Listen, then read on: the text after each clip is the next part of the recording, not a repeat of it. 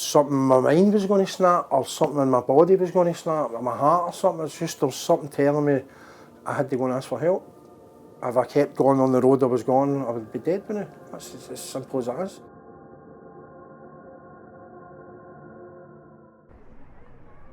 Is this your first time in Glasgow? No. No? Do you live here? Well, my name's Neil Smith. I'm a tour guide with Invisible Cities. Most people are from abroad and stuff like that, and we have a good bit of banter, and I do say that to people like, can you talk a bit slower? I'm like, aye, alright. Invisible Cities is a social enterprise. It started to help people that have experienced homelessness, maybe drug issues, trauma issues from their childhood. If we can get people that are from the city to talk about their city, do you know what I mean? It helps people to get out and socialise. Because I've experienced homelessness when I was younger. I've experienced trauma. I've experienced a lot of things in my early childhood. A lot of violence, a lot of poverty. And it follows you into life. Your subconscious is making decisions for you. You don't really know how to do it. My favourite part of Glasgow, the whole lot of it. Probably my good West End. When I was younger, I was in a lot of homes stuff. I started jumping about the West End, getting to know some good people. I've still got some of their friends today. That's probably when my life changed a bit. When I stopped, my brother got stabbed and he nearly died. I got took into homes and stuff, so I ended up changing my life. Sounds tough, like really hard. It is what it is, isn't it? Just growing up to a certain degree.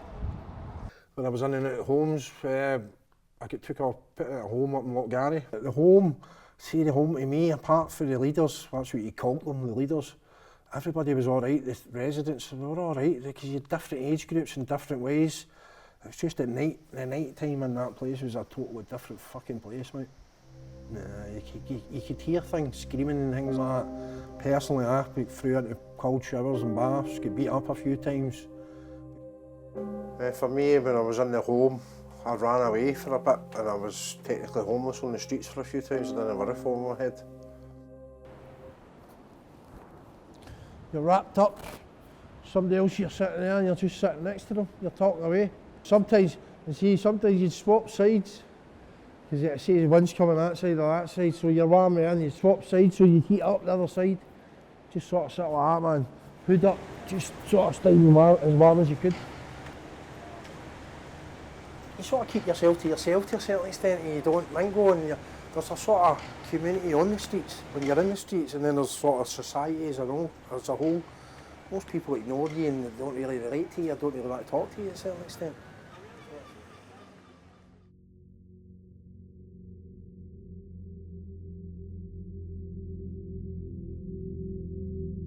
During that time, that's when my brother got stabbed. I got up the house and I walked into the shop, and the shop owner said to me, "How's your brother?" I went, "What are you talking about?" And he's like, "You better go up the house." I'm up the house and my mum was crying. She's on the phone. My brother died 3 times on the operating table. If it wasn't so big, that's why I give blood now. I've always gave blood. If people didn't give blood, my brother wouldn't be here. Basically, that's how simple it is. That's probably one of the things that changed my life or not, because I was heading down that life, whether the fork in the road, go that way, and if I went that to the left, I was jumping about with car thieves, all that stuff. And after that happened to my brother, I just remember saying that to myself, well, if I go down that road, I'm going to fall into that road. And I get a chance to go down another road with a bit of football, with a bit of sports. And I chose that road, but even at that, I was doing that half-heartedly. I've done almost everything through my life, I've done it half-heartedly. My kid came along, but didn't he? Most people, when their son comes along, it'll change them, it'll give them the focus. No, I was half-heartedly going through my life with that. A vicious cycle of drinking too much, sort of taking too many drugs at times, recreational drugs. That's the way it was for the years. You're waking up and you're sitting in that cycle for week after week, month after month, and for me it turned out years. You wake up in the morning, mate, you'd have a drink of water, you might have a beer, and you'd probably rattle a line. And then you've got heroin and all that. Personally, I've never touched that, you know what I mean? I would always no break your skin. I'd snort stuff, take stuff, but I wouldn't want to break your skin, you know what I mean? That's the way I would balance it up. Some people, it's escapism. You forget everything for a couple of hours because you're in the zone, you're in a good place, and then the next day you've got a hangover and it's twice as bad. You're constantly fighting that every day, you're shaking it off.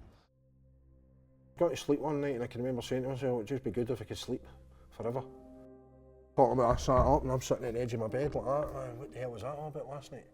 And then I'm thinking, well, if you start thinking like that, who knows where you're going to go? From that, it made me phone the doctor. And the doctor says you've came to the right place. You're reaching out, but you're lost. You're in the wind, you don't know who to turn to, you don't know. Right, so I went to the doctor and the doctor's recommending these places. So when I'm going to this place, I'll never forget the first day I walked in, I'm sweating, I'm nervous. Sometimes when I just wouldn't involve myself in conversations and stuff, just sit back and observe. But now I find myself being more talkative and more involved, because I want to be, basically. I've been talking to my son about things over the last wee while. We went down to, last year, we went down to Aston Villa for the Celtic and Aston Villa game. We get beat, but hey, it was a brilliant experience.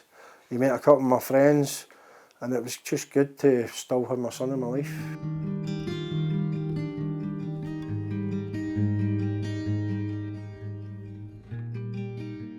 Venture Scotland's really a thing that should get highlighted more.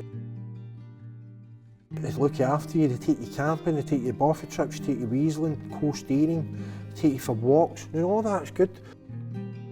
You see why you're doing this, sometimes you're sitting down and you're sitting talking, and it's coming for the heart. Should I brought his big boy and let us see him play with the big boy? Do you know what? I was thinking maybe he'd a sore paw. That way he grabs on it like that, man. He's probably strained his at wrist.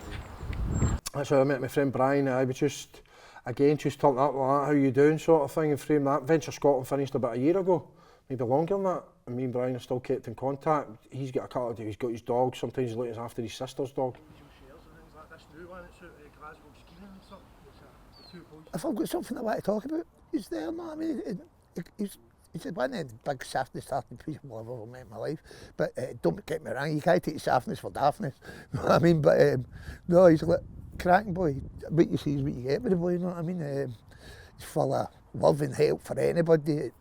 Everybody's got a right. Everybody, don't look down on people. Don't be judgmental on things. A lot of people think somebody's on the street and they've got their own ideas why somebody's on the street. You won't know until you ask. You might not want to ask, but I try to put myself, I know I've been in that situation, so I know what comes with it. Just try to make it that little bit easier for anyone.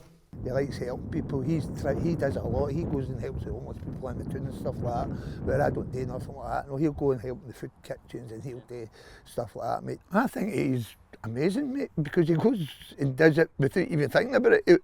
I mean, he'll put his hand up to go and do it because he knows he's been there, he's done it.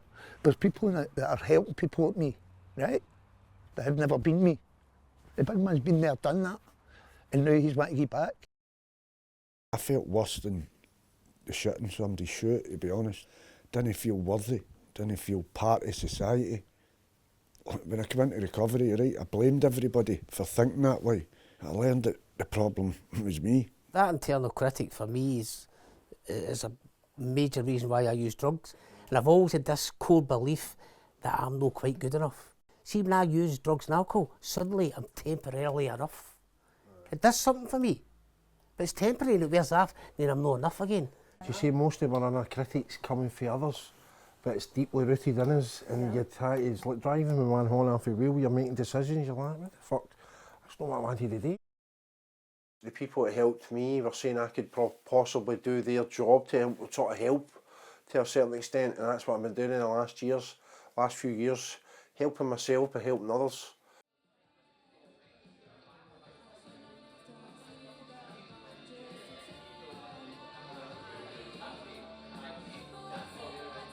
Doing a wee performance, a wee talk, a wee sort of story from any experience to sort of try so people can relate to it and sort of try to bring themselves out of whatever hole they're in.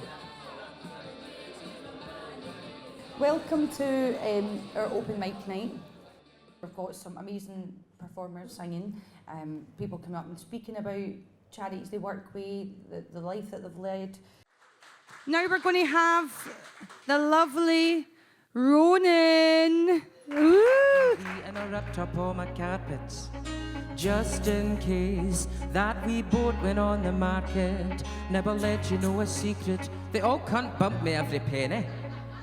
But now I've got the dinghy, I'll call her dignity. I can feel awkward for a couple of minutes to try highlight a few issues, then so be it, and just try to go out there and try to raise more awareness to everybody and anyone.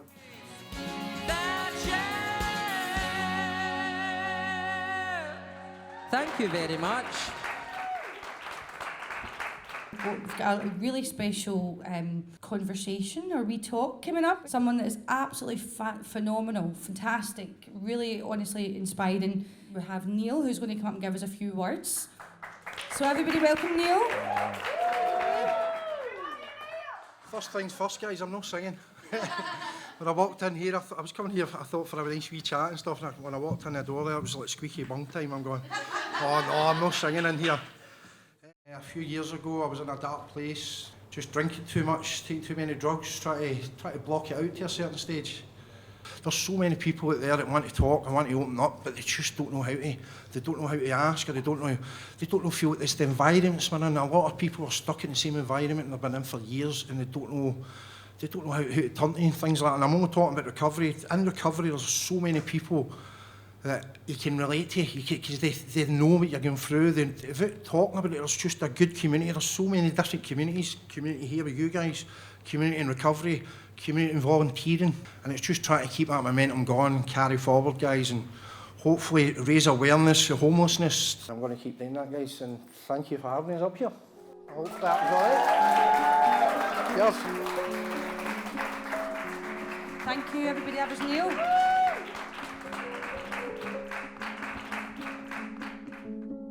You've got your mainstream society, and then you've got your underbelly of society and stuff like that. There's an underbelly in every city. You're just trying to raise awareness of that. People who maybe think they're being forgotten and stuff, because that's the issue. A lot of people aren't seen, aren't heard. The message is just communicate, talk to each other, be a nice person, be kind to the person next to you. It's not a hard thing to do.